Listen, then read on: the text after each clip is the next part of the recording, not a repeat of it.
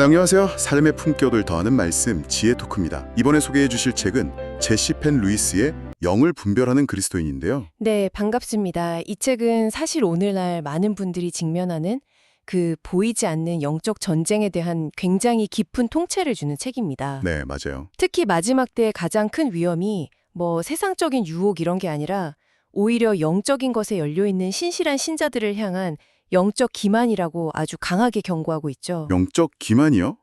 굉장히 흥미로운 주제네요. 네, 그럼 오늘 이 시간에는 이 책을 통해서 어떻게 악한 영의 미혹을 분별하고 또 영적 전쟁에서 승리할 수 있는지 그 핵심적인 지혜를 한번 깊이 탐구해 보겠습니다.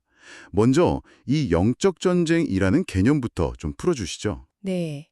이 책은요, 모든 그리스도인이 자신도 모르는 사이에 영적 전쟁 가운데 있다고 그냥 단언하고 시작을 해요. 모두가요? 네. 디모데전서 4장 말씀을 인용하면서 마지막 때의 공격은 미혹하는 영과 귀신의 가르침을 통해서 그러니까 아주 초자연적인 영역에서 일어날 거라고 강조합니다. 보통 신앙생활을 열심히 하는 분들은 나는 안전하다고 생각하기가 쉽잖아요. 바로 그 점이 이 책의 핵심적인 경고입니다. 아, 가장 위험한 대상은 세속적인 사람들이 아니라는 거예요. 오히려 성령의 사역이나 영적 계시에 마음이 활짝 열려 있는 사람들. 더 신실한 사람들이요? 그쵸. 더 놀라운 건 뭐냐면 어둠의 세력에 대한 지식이 없으면요. 자기는 진리를 위해 싸운다고 생각하면서 실제로는 하나님을 대적하고 사탄의 편에 서는 결과가 나올 수도 있다는 점입니다. 와, 그건 정말 충격적인데요. 내가 하나님을 위해 싸우는데 그게 하나님을 대적하는 걸 수도 있다니, 그럼 그런 상황을 어떻게 피할 수 있는 건가요? 그래서 저자는 성경 지식만으로는 부족하다고 말하는 겁니다. 아, 지식만으로는 안 되는군요.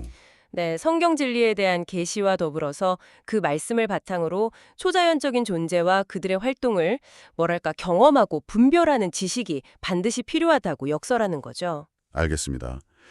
그렇다면 사탄이 사용하는 그 가장 핵심적인 전략, 즉 미혹은 구체적으로 어떤 방식으로 작동하는 걸까요? 그 원형은 창세기 에덴 동산에서 찾아볼 수 있습니다. 아주 흥미로운데요. 에덴 동산이요? 네, 사탄이 하와에게 너희가 마귀처럼 될 것이다 라고 말하지 않았어요. 그렇죠. 오히려 하나님과 같이 되어 선악을 알 줄 하나님이 아심이니라 이렇게 속삭였죠. 즉 선하고 거룩해지려는 인간의 열망을 교묘하게 이용해서 하나님께 불순종하게 만든 겁니다. 아, 그러니까 선한 동기가 오히려 미혹의 통로가 될 수 있다는 말씀이시군요. 그렇습니다. 무지가 바로 사탄의 속임수에 넘어가는 기본 조건이 되는 거고요. 이 패턴은 성경 전체에 걸쳐서 계속 반복됩니다. 다른 예도 있나요? 그럼요. 광야에서 예수님을 시험할 때도 그랬고 베드로를 통해서 예수님이 십자가의 길을 가지 못하게 막으려고 할 때도 그랬죠. 또 바울이 경고했던 광명의 찬사로 가장한 거짓 사도들의 모습에서도 똑같은 전략이 나타납니다. 이 책에서 정말 흥미로웠던 지점이 신실한 신자들이 미혹에 빠지는 주된 원인으로 소극성이라는 개념을 제시한다는 점이었어요. 패시비티, 이게 정확히 뭔가요? 네, 소극성. 이게 뭐냐면요. 신자가 자신의 영, 혼, 육에 대한 통제권을 스스로 행사하지 않는 상태를 말합니다. 통제권을 행사하지 않는 상태요. 네, 이건 하나님을 향한 가짜 순복이라고 할 수 있어요.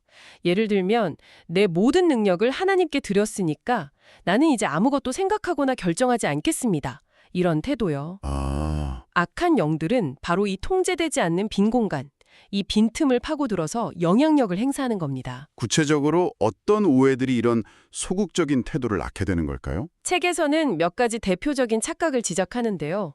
첫 번째가 자아에 대한 착각입니다. 자아요? 네, 자아를 포기하고 소멸시켜야 한다는 생각에 자신의 인격이나 감정, 심지어 필요까지 억제하는 경우죠. 하지만 성령은 우리 인격을 소멸시키는 분이 아니거든요. 오히려 자유롭게 하시는 분이죠. 그렇군요. 두 번째는요? 두 번째는 고난에 대한 착각입니다. 모든 고난을 무조건 하나님이 주신 십자가로 받아들이는 거예요. 아, 그게 착각일 수 있군요. 네, 악한 영들이 일으키는 가짜 고난일 수 있다는 가능성을 분별하지 못하는 거죠. 세 번째 착각도 궁금합니다. 세 번째는 겸손과 나약함에 대한 착각입니다. 내가 약한 그때의 강함이라는 말씀을 오해해서 일부러 연약해지려고 하거나 자신을 과도하게 깎아내리는 태도를 말해요. 이건 오히려 힘주시는 하나님의 은혜를 방해하는 결과를 낳을 수 있습니다. 와, 듣고 보니 다 그럴듯하게 들리는 말들인데 그게 다 착각일 수 있다는 거네요. 그럼 이런 소극성에 빠지면 어떤 현상들이 나타나게 되나요? 예를 들면 통제할 수 없는 생각들이 계속 들고요. 주체할 수 없는 몸의 움직임이 나타나기도 합니다. 거꾸로 극단적인 행동 변화가 나타날 수 있어요.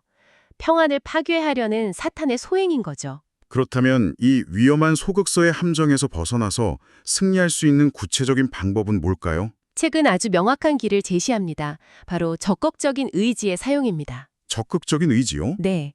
첫째는 자신의 정상 상태를 아는 거예요. 정상 상태요? 네. 영혼, 육이 최상의 상태였을 때를 기억하고 그 기준 이하로 떨어질 때마다 원인을 찾아서 제거해야 한다는 겁니다. 그리고 두 번째는요? 둘째는 하나님이 주신 이성과 사고력을 적극적으로 사용하는 겁니다.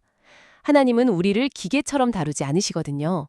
성령은 우리의 지성을 마비시키는 게 아니라 오히려 지혜와 계시로 밝혀주시는 분입니다. 세 번째 방법도 있나요? 네. 셋째는 하나님의 음성과 사탄의 음성을 분별하는 훈련이 필요하다는 겁니다. 아, 분별 훈련? 네. 사탄은 성경 구절을 이용해서도 속일 수 있으니까요. 이때 분별 기준이 이거예요. 그 음성이 나의 이성적인 판단을 마비시키고 나를 소극적으로 만드는가? 아니면 하나님에 대한 신뢰를 깨뜨리는가? 그리고 그 열매가 참된 평안인가? 아니면 근거 없는 행복감이나 정죄감인가? 이걸 잘 살펴야 합니다. 결국 하나님의 뜻에 나의 의지를 합해서 적극적으로 협력하는 것. 그게 핵심이군요. 맞습니다. 골로새서 1장 29절에서 바울이 이렇게 고백하죠. 내 속에서 능력으로 역사하시는 이의 역사를 따라 힘을 다하여 수고하노라. 아, 힘을 다하여 수고한다. 네. 내가 먼저 수고하기로 선택하고 의지를 발휘할 때 하나님의 능력이 임한다는 겁니다. 이것이 바로 타락한 아담이 사탄에게 넘겨주었던 의지의 권세를 둘째 아담이신 예수 그리스도의 십자가를 통해 회복한 그리스도인의 삶의 방식인 거죠. 네. 오늘 영을 분별하는 그리스도인이라는 책을 통해 영적 전쟁의 실체와 그 안에서 승리하는 법을 정말 깊이 있게 나눠봤습니다. 네.